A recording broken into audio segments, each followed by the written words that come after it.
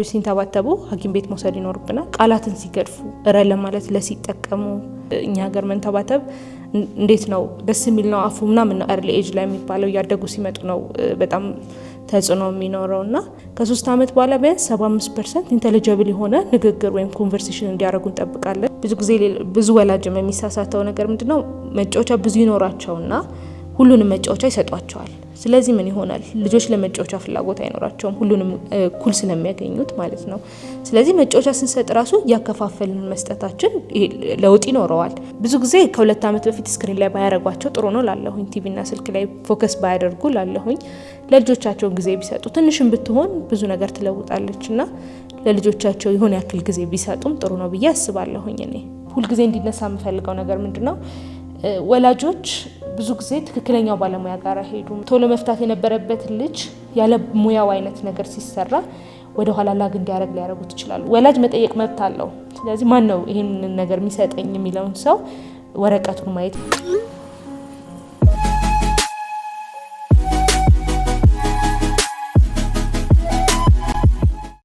ሰላም ጤና ይስጥልን ውድ ተመልካቾቻችን የዘመናዊ ሕክምናን ከባህላዊ አስተምሮና ከማህበረሰብ ጤና አንጻር የምንቃኝበት እነሆኛ ፖድካስታችን ነው። እንግዲህ በዛሬው ፕሮግራማችን ስቱዲያችን ድረስ እንግዳ ጋብዘን ስለ ቋንቋና የንግግር ክህሎት ችግር ላይ በሰፊው እንወያያለን። እስከ ፕሮግራማችን ፍጻሜ ድረስ አብራችሁን ቆዩ።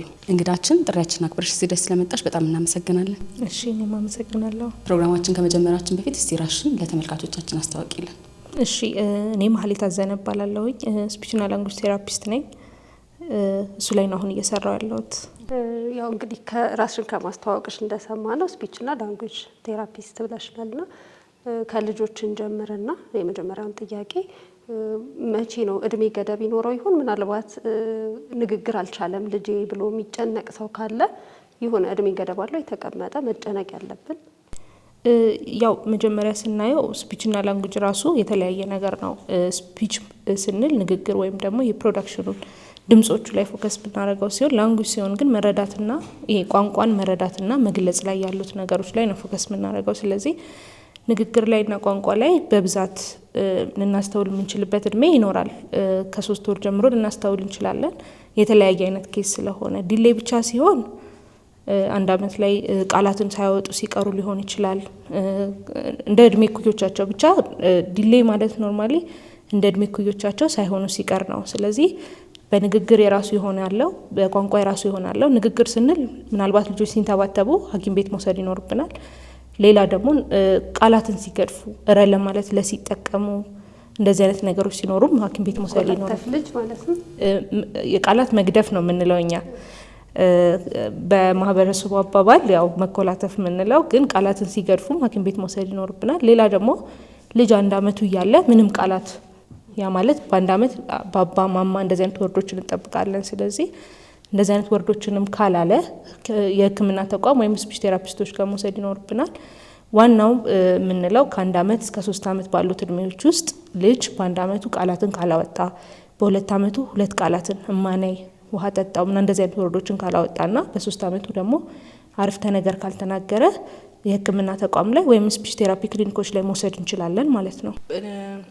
አሁን መጀመሪያም ላይ ትንሽ ነካርገሽዋል ግን በደንብ ነው ለማስረዳት ብታስረጅን ደስ ይለኛልና የቋንቋን ስንልና የንግግር ስንል ሁለቱ ስፒችና ላንጉዌጅ ያለን ስናወራ የሚቸገሩትን በደንብ እንዴት ነው እስቲ አንቺም ከሚያጋጥምሽ ወላጆችን ቤት ቢያዩት ደግሞ በጣም ይጠቅማል የምትይውን በምሳሌ እንደው በደንብ ትነግሪኝ።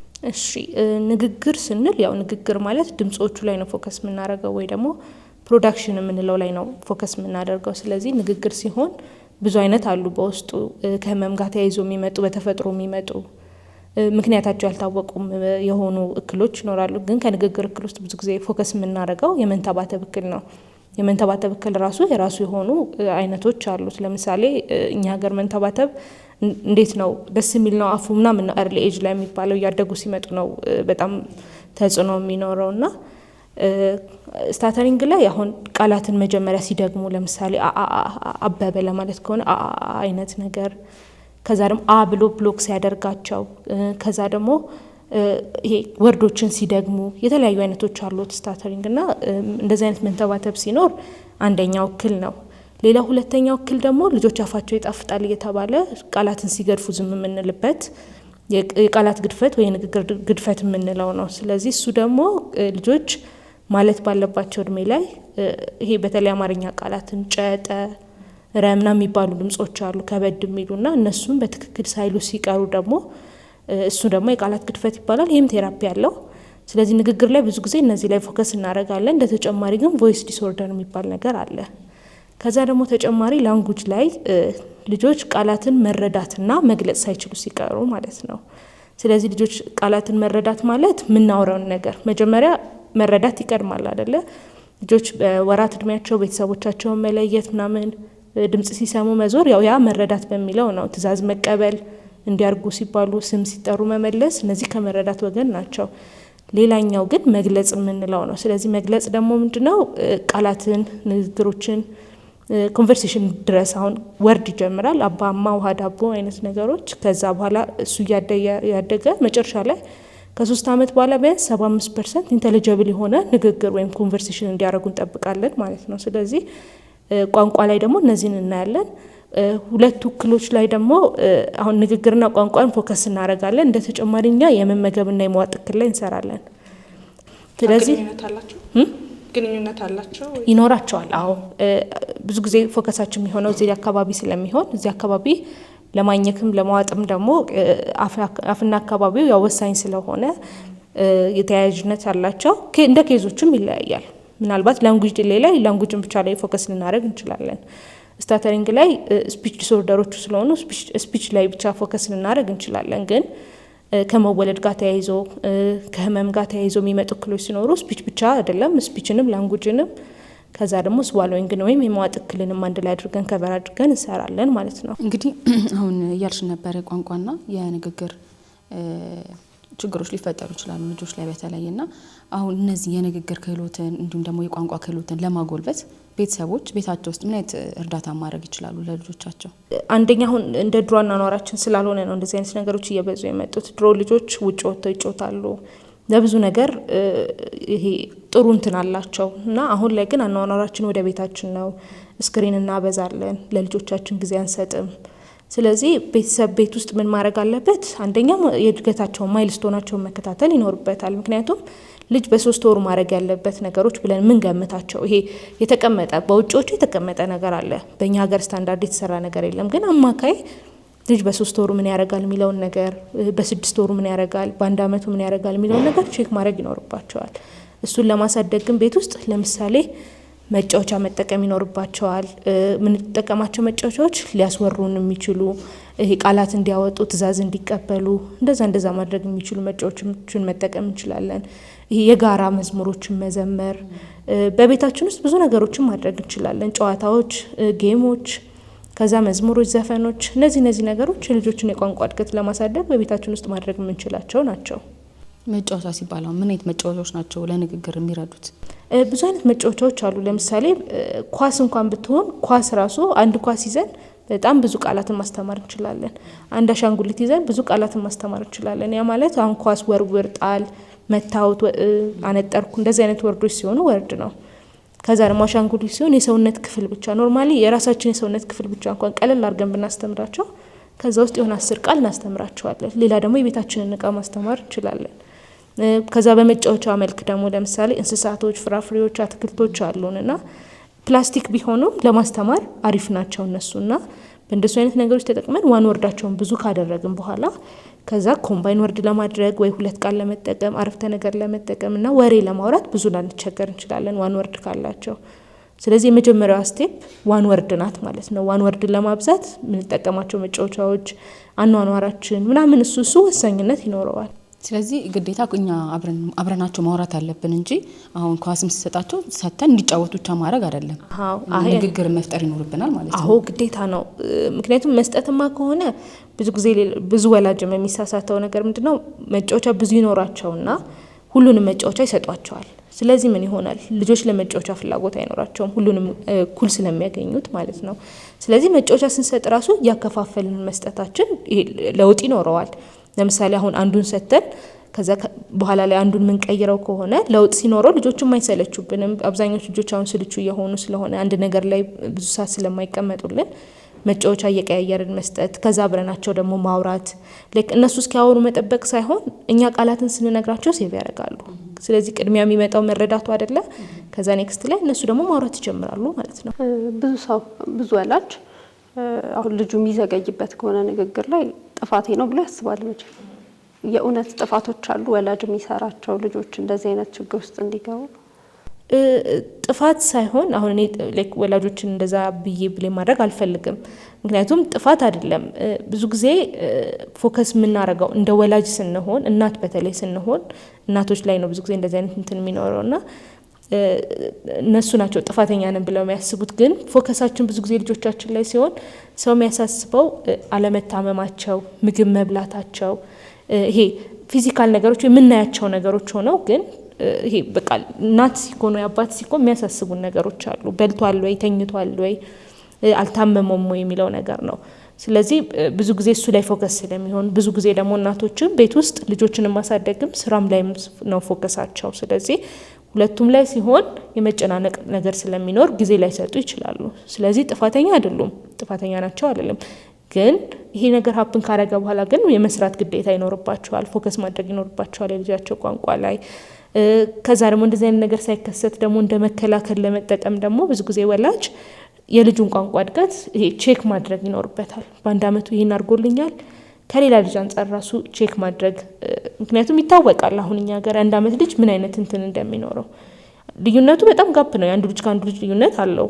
አንዳንድ ልጅ እንደ ትልቅ ሰው ሊያወራ ይችላል በአንድ አመቱ፣ ግን አማካይ ቢያንስ 6 ቃል አውጥቷል ወይ ከአንድ አመት እስከ 1 አመት 5 ወር እስከ 6 ወር 6 ቃል አለው ወይ፣ ቢያንስ እየተረዳኝ ነው ወይ፣ ትእዛዝ እየተቀበለኝ ነው ወይ፣ እንደዚህ አይነት ነገሮችን ቼክ ማድረጉ ራሱ ጥሩ ነው ብዬ አስባለሁኝ። እኔ ይሄን ባያረጉ የምትይው ነገር ሳለ ምናልባት ወላጆችና ብዙ ጊዜ ከ2 አመት በፊት ስክሪን ላይ ባያረጓቸው ጥሩ ነው ላለሁኝ። ቲቪና ስልክ ላይ ፎከስ ባያደርጉ ላለሁኝ።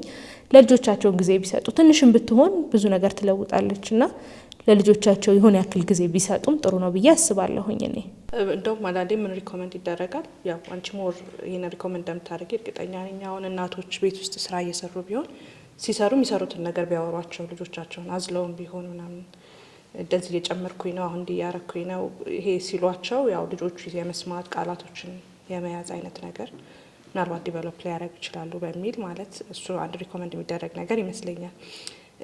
ግን ወደ ጥያቄ ልምጣና አሁን ወላጆች እነዚህ ነገሮች ኖቲስ አረጉ። ለምሳሌ ልጃቸው እኩል ከሌላው ጋር እያወራ አይደለም፣ ወይም ደግሞ አንዳንዴ ደግሞ እቃውን ያውቀዋል ግን የሚጠራበት ስም ሌላ ሊሆን ይችላል፣ የተለየ አይነት ነገር ብቻ እንደዚህ አይነት ችግሮችን ሊያዩ ይችላሉና እንዲህ ሲያጋጥም ወዴት ይሄዱ? እንደዚህ አይነት ነገሮች ሀፕን ሲያደርጉ ያው ወደ እንትን ነው ወደ ጤና ተቋም ወይም የህፃን ሐኪሞች ጋር ወይም ደግሞ የስፒች ቴራፒስቶችንም ቼክ አድርገው መሄድ ይችላሉ። አሁን ላይ ትንሽ የተወሰኑ ቦታዎችም ስላሉ ቼክ ለማስደረግ ግዴታ ቴራፒ ውሰዱ ሳይሆን ያው ቼክ ለማስደረግም ለማሳየትም ልጅ ምን ላይ ነው ቋንቋ የሚለውንም ቼክ ለማድረግ ማሳየት ይችላሉ። ቤት ውስጥም ደግሞ እንደዛ ማድረጋቸው ልጆቻቸውን እንትን በደንብ ይጨምረዋል። ይሄ በደንብ የሚያሳድግላቸዋል።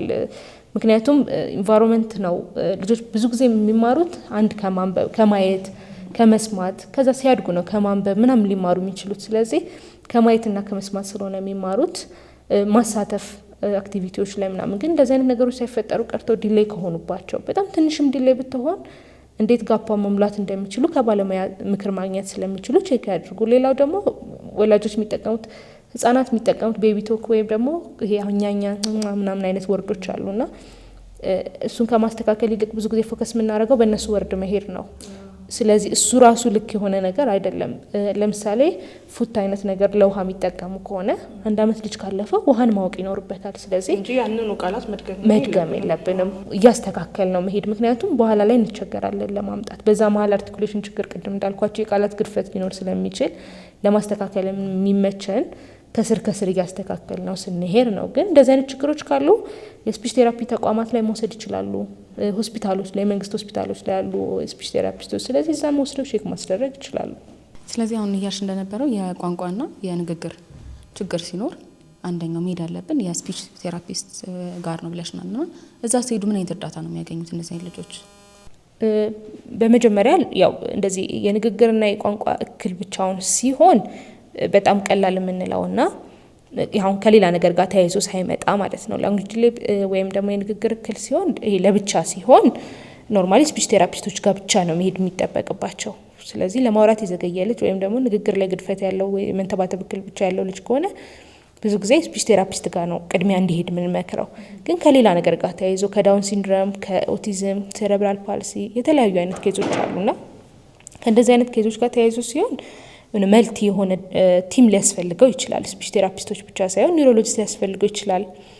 ብቻ የራሱ የሆኑ እንትኖች አሉት። ግን ስፒችና ላንጉጅ ቴራፒው ላይ ብቻ ፎከስ ስናደርግ ግን እኛ ምንድነው የምናደርገው? አንድ ልጅ ወይ አንድ ወላጅ ልጄ አላወራም፣ ንግግር አልጀመረም፣ ቋንቋ አልጀመረም ብሎ ሲመጣ መጀመሪያ የምናደርገው ነገር ኢቫሉዌሽን ነው ወይም ደግሞ አሰስመንት ነው፣ ምዘና ነው። ስለዚህ ምዘናውን የምናደርገው ለምንድን ነው? ልጁ ምን ላይ ነው ያለው የሚለውን ነገር ቋንቋውን፣ ከዛ ንግግሮቹን፣ ይሄ ሳውንዶቹን፣ ከዛ መረዳት ክህሎቱን፣ የመግለጽ ክህሎቱን፣ አጠቃላይ ያለውን ተግባቦቱን እሱን ቼክ እናደርግና ከዛ በዛ መሰረት ፕላን እናውጣለታለን። ስለዚህ ለዚህ ያክል ጊዜ ይህን እንዲያደርግልን ብለን የምናስበውን ነገር ማለት ነው። ስለዚህ በልጁ ኬዝ መሰረት ተመስርተን ከአሰስመንት ወይ ከምዘናው በኋላ የመጀመሪያው ምዘና ናት። ከዛ በምዘናው መሀል ምን ያገኛሉ ወላጆች? ምክር ያገኛሉ። ስለዚህ ምክሩ መምጣት ከቻሉና ቴራፒውን መቀጠል ከቻሉ ቴራፒ እንዲወስዱ ያደርጋቸዋል። ካልሆነ ግን በቤታቸው ማገዝ የሚችሉበትን መንገድ እንዲያገኙ እናደርጋለን። ስለዚህ እንደየኬዛቸው ምንሰጣቸው ምክሮች ይኖራሉ። ስለዚህ የመጀመሪያው እንትናችን ምዘና ነው ማለት ነው። አሁን ምዘናውን አካሂደን እንበል ከትንሹ ትንሽ ነው የምትዩ ዲሌ ያለ አይደለ? ወይም ደግሞ ችግር፣ ከዛ ደግሞ በጣም ከፍተኛ ነው ይሄ ይከብዳል የምትዩ አለ። ምን ያክል ለውጥ ይኖራል? የእውነት ለውጦችን ያው አንቺ እዛ ላይ ስለምትሰሪ ማለት ነውና ወላጆችስ በምን ያክል ጊዜ ለውጥ ቢጠብቁት ያለ?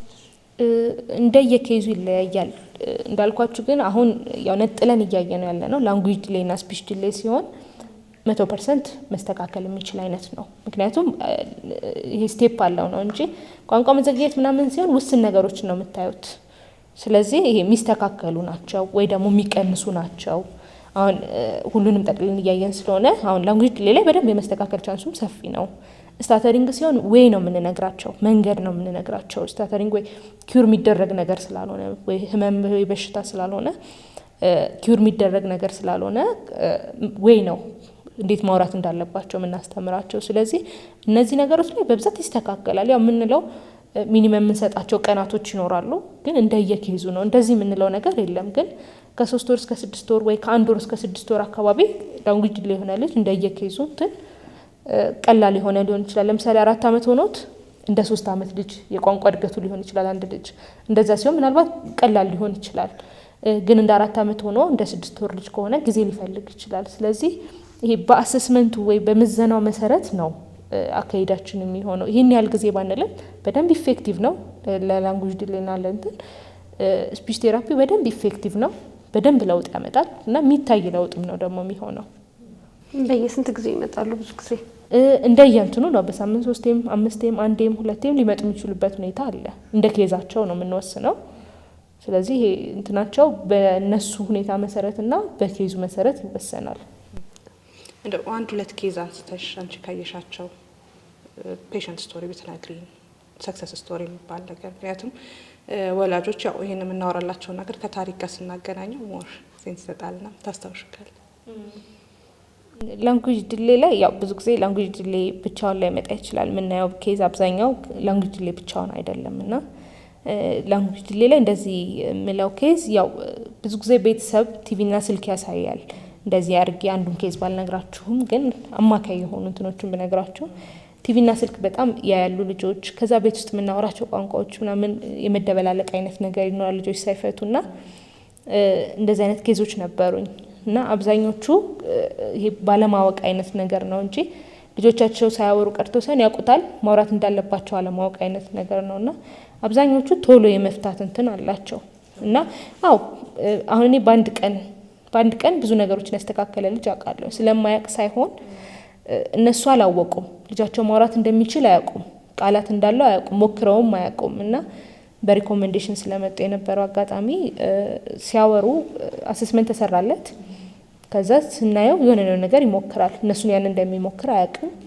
ከዛ በኋላ በአንድ ቴራፒ በጣም ብዙ ቃላቶችን ምናምን እንደሚያቃወቅን እንዴት ነው ቴራፒው ሳይሆን ልጁ ራሱ የመጀመሪያ እውቀት ነበረው። ስለዚህ ያን ያህልም እንደሌላ ልጆች 1 ወር 2 ወር ነው የመቆየት ቻንስ አልነበረውም። በትንሽ ጊዜ ውስጥ ጨርሶ ወጣ ማለት ነው። ስለዚህ እንደዚህ አይነት ኬዞች በጣም ብዙ አሉ። ቤት ውስጥ ቤተሰብ እንዴት ማዋራት እንዳለበት አለማወቅ ራሱ ተጽዕኖ ይሆንና ልክ ቴራፒ ሴንተር ሲመጡ ከባለሙያ ጋር ሲገናኙ ቶሎ ፈተው አስተካክለው ምናምን ወሬ ጀምረው የሚሄዱ ልጆች በጣም ብዙ አሉ። ቤተሰብ እንደዛ በጣም እስኪገረም ድረስ እኔ ልጅ እንደዚህ እንደሚያቃላቅ ምናምን እስከሚል ድረስ እና ዲሌይ ላይ ብዙ ጊዜ እንደዚህ አይነት ኬዞች አሉ። ሶ እንደው ኬዝ ዲፔንደንት ቢሆንም ሙሉ ለሙሉ መዳን ይችላል የምንለው ነገር ነው። እንዳልኩሽ ህመም አይደለም፣ እክል ነው። እንዴት ነው እክል ነው። ስለዚህ አሁን ላንጉጅ ዲሌይ ብቻውን በደንብ ይሄ ቶሎ ነው የሚስተካከለው።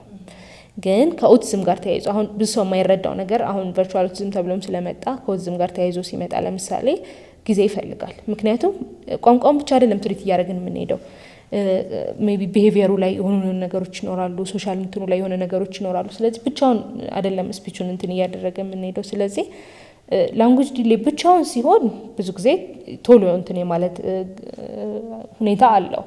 ግን ከሌላ ኬዝ ጋር ተያይዞ ሲመጣ እንዳልኩሽ የሆነ ብዙ ነገር ያስፈልገዋል። ኢቭን ከሴሬብራል ፓልሲ ጋር ተያይዞ ሲመጣ ስፒቹ ብቻ አይደለም የሚያስፈልገው፣ ፊዚዮቴራፒ መቀመጥ ይኖርበታል ምናምን ብዙ ነገሮች አሉና ተያያዥነት ስላላቸው ያው ከነዛ ጋር ሲመጣ ልዩነት አለው።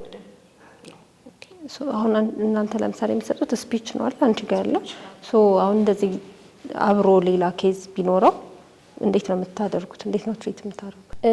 ለምሳሌ እንትን አለ አሁን ኦቲዝም ላይ ነው ሞር አሁን ላይ የሚያሳስበን ኬዝ ኦቲዝም ወይ ቨርቹዋል ኦቲዝም ስለሆነ እሱ ላይ ባለሙያዎች ይኖሩናል፣ ባህሪውን ከቨር የሚያደርጉልን ባለሙያዎች ይኖሩናል። ግን ከኛ ውጭ የሆነ ነገር ሲሆን ሌላ ቦታ እንልካለን። ስለዚህ እንዳልኩኝ ቅድም ቲም ነው። ስለዚህ ከኛ ጋር ሪሌትድ የሆኑ ፊልዶች ለምሳሌ አንድ ልጅ ነው ቀጥታ መጀመሪያ ነው ካየሁትና ኢንዶሎጂ ሕክምና የሚያስፈልገው ከሆነ ኢንዶሎጂስት ጋር ልካለሁኝ። የፔዲያትሪሻን ከሆነ የሚያስፈልገው ፔዲያትሪሻን ጋር ልካለሁኝ። ስለዚህ የራሱ የሆኑ እንትኖች አሉ። እኔ ማስባቸው ነገሮች ካሉ እኔ የሚመስሉኝ ነገሮች ኢቭን ስፒችና ላንጉጅ ላይ ከሌላ ከጆሮ ካለመስማት ጋር ተያይዞ የሚመጣ ነገር አለ፣ የመስማት እክል ጋር ተያይዞ። እንደዛ ሲሆን ደግሞ ለዛ እንትን ሕክምና የሚያደርግ ሰው አይተናው እናውቃቸው አሉ። ስለዚህ ይሄ ልጅ እየሰማኝ ላይሆን ይችላል። ያው መስማት ራሱ የራሱ ስቴፕ አለው። ብዙ ሰው የሚመስለው በቃ ሙሉ በሙሉ ማይሰማ ልጅ ነው። ግን ትንሽ የማይልድም ብትሆን ቋንቋ ላይ በደንብ ተጽዕኖ አላት እና እንደዛ ሲሆን ደግሞ ከጆሮ ጋር የተያያዘ ሰው ጋር እንልካለን። ስለዚህ ቲም ስለሆንን እኛ ጋር መጥቶ ሰው ሌላ ነገር ቢያስፈልገው ከሌላ እንትኖች ጋር አብረን መስራታችን ግዴታ ነው ማለት ነው። እነዚህ ግድፈቶች የቋንቋም ሊሆን ይችላል ወይም ደግሞ የንግግር ባይታከሙ ምን ችግር ያመጣሉ? ባይታከሙ ያው ቴራፒ ባያገኙ እንትን አይደለም። አንዳንዴ ዝም ብለው የሚፈቱ ልጆች ሊኖሩ ይችላሉ።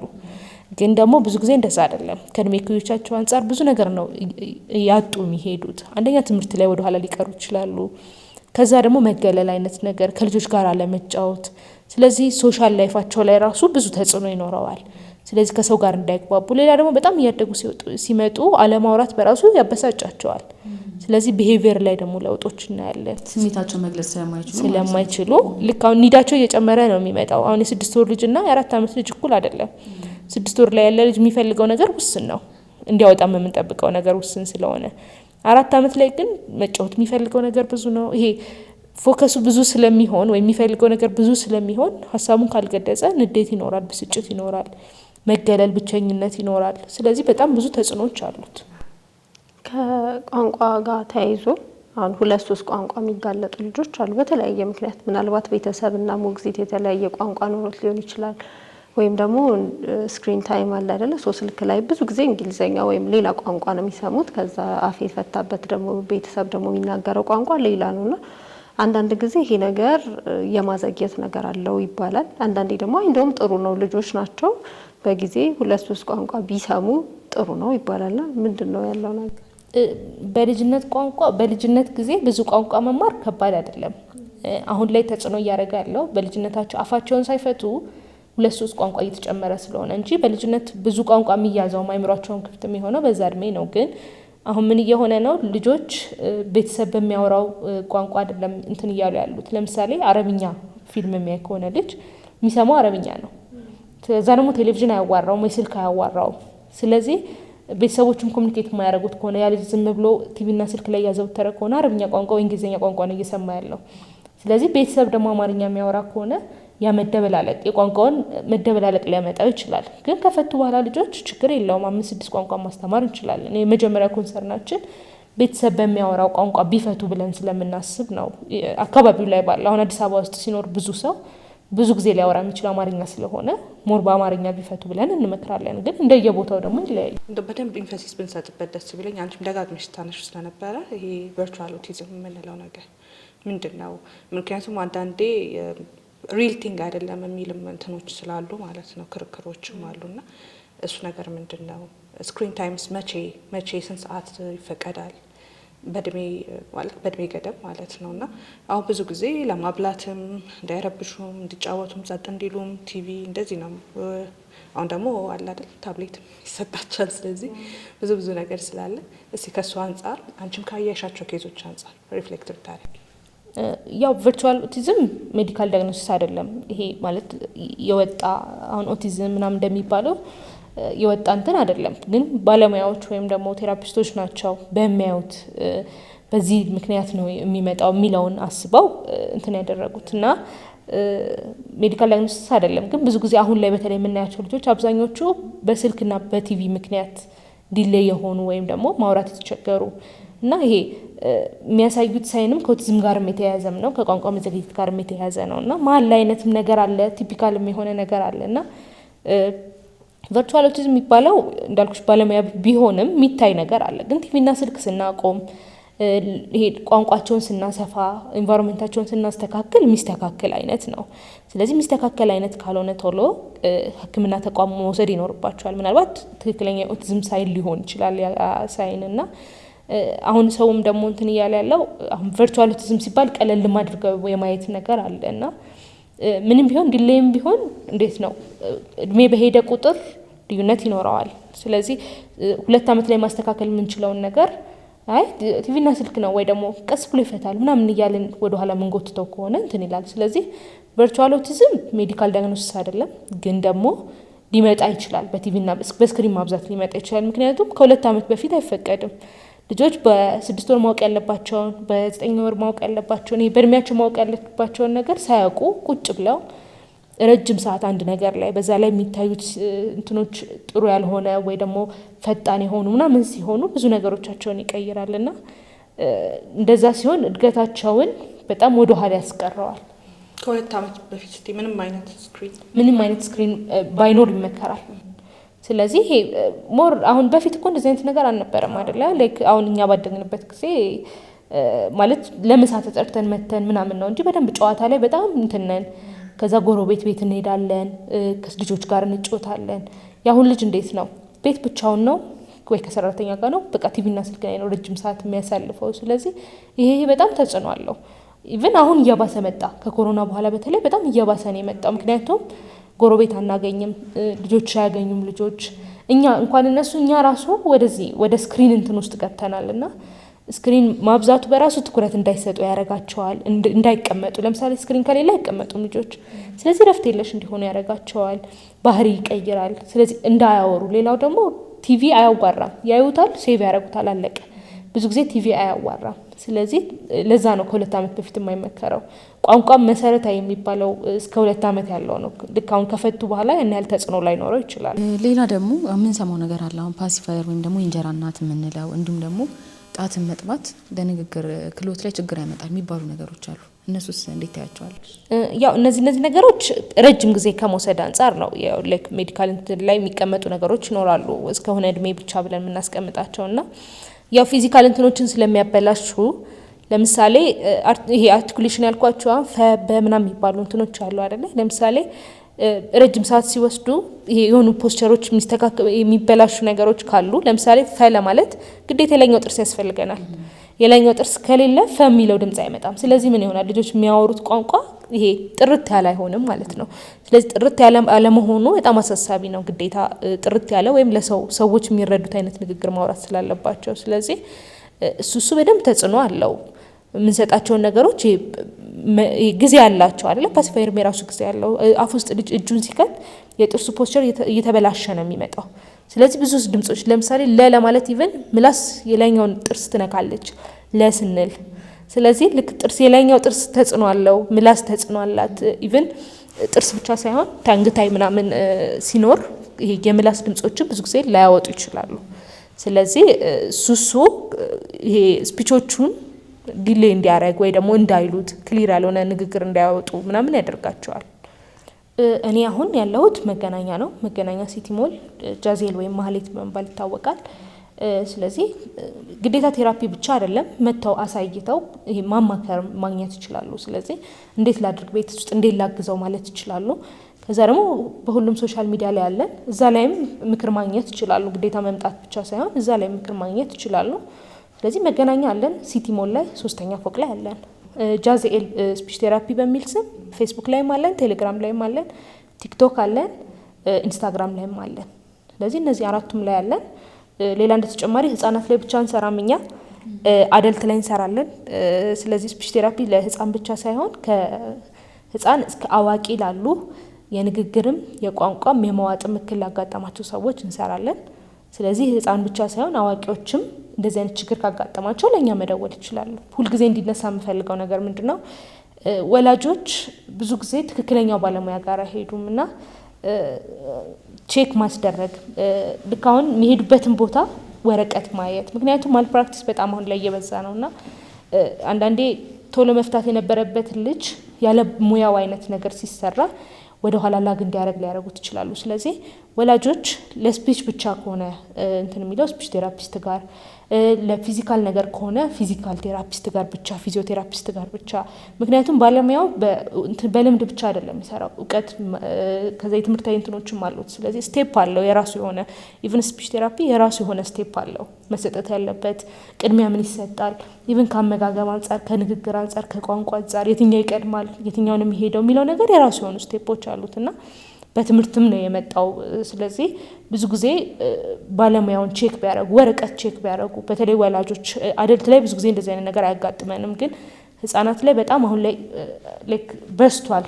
ኢቭን ተቋማቱ በስተዋል። ስለዚህ ቼክ ቢያደርጉ ጥሩ ነው፣ ወረቀቶችን ቼክ ቢያደርጉ። ምክንያቱም የማይሆን ወይም ማልፕራክቲስ በቃ ይሄ እንደ ስፒች ቴራፒስት ሆነው ስፒች ቴራፒን የሚሰጡ ሰዎች በጣም በስተዋል። ምናልባት ሳይኮሎጂስቶች ቢሄቪራል ቴራፒ መስጠት ይችሉ ይሆናል። ያው ቢሄቪራል ሲሰራ ስፒች ይነካል፣ ግን ኖርማሊ አሁን እየበዛ ያለው ስፒች ቴራፒስት ነን የሚል አይነት ቴራፒ የሚሰጠው ነውና ሕክምና ላይ ደግሞ ማልፕራክቲስ በጣም ከባድ ነገር ነውና በተለይ ስዋልዊንግ ሲሆን የምግብ አይነት ነገሮች ሲሆኑ የራሱ እንትኖች አሉት።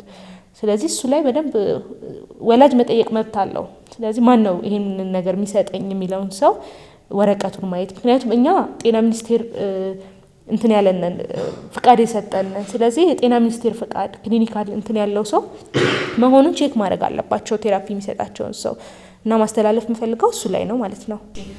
ስልካችን 0940 10 30 47 እና 0954 99 99 እና 33። የዛሬው ፕሮግራማችን ይመስል ነበረ። ኮሜንት፣ ሰብስክራይብ፣ ላይክ፣ ሼር ማድረግ አትርሱ። በሚቀጥለው በተመሳሳይ ፕሮግራም እስከምንገናኝ ድረስ ቸር ሰንብቱ።